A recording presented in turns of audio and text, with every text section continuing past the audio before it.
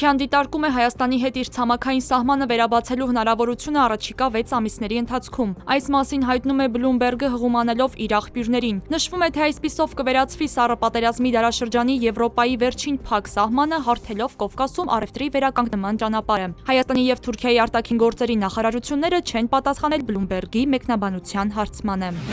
Թալինի տարածաշրջանի հոգևոր հովիվ Տեր Թադե Քահանա Թախմազյանը կարգալույծ է հռչակվել։ Մայրաթորը հիմնավորել է, որ Տեր Թադե Քահանան վարկաբեկել է հայ եկեղեցին եւ եկեղեցականներին, այդ թվում հրապարակային զրպարտիչ հայտարարություն տարածելով իրականացրել է հակաեկեղեցական գործողություններ, պատարակներին ամենայն հայոց կաթողիկոսի եւ թեմակալ առաջնորդի անունների հիշատակության հատվածը կամայականորեն զեղչել է, փաստացի ժխտելով նվիրապետական կարգը։ Կարգալույծ եկեղեցականն այսուհետ կդասվի աշարականների շարքին Արամայիս Թախմազյան ավազանի անունով։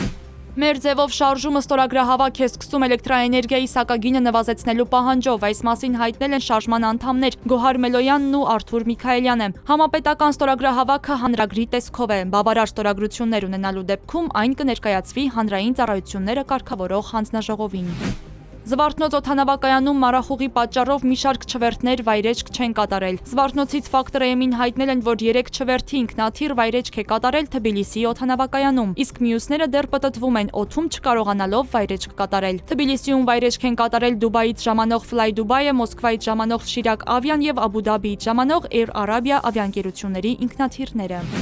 Դեկտեմբերի 8-ին կամ 9-ին պարզ կլինի Հայաստանի ավիավոլորտը դուրս կգա ԵՄՍ ցուցակից, թե ոչ։ Ի պատասխան քաղաքացիական պայմանագիր խմբակցության падգամավոր Սիսակ Գաբրիելյանի հարցի այս մասին ազգային ժողովում ասել է Հայաստանի տարածքային կառավարման եւ ենթակառուցվածքների նախարարի տեղակալ Արմեն Սիմոնյանը։ Օրեր առաջ ԵՄ-ից հայտարարություն է եղել, որ Հայաստանի ավիավոլորտի սև ցուցակում հայտնվելը քաղաքական որոշում չէ, այլ բացառապես տեխնիկական է։